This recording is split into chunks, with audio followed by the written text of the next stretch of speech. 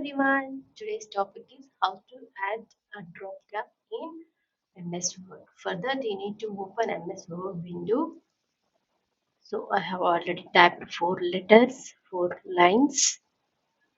Select all this and go to Insert tab and Text group and go to Add a drop cap. Click on that. See the effect.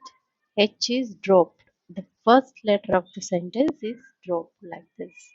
See the effects. You can use all this. Drop cap option. Click on the last option. See this second one and click OK. See, H is dropped down. Thank you for watching.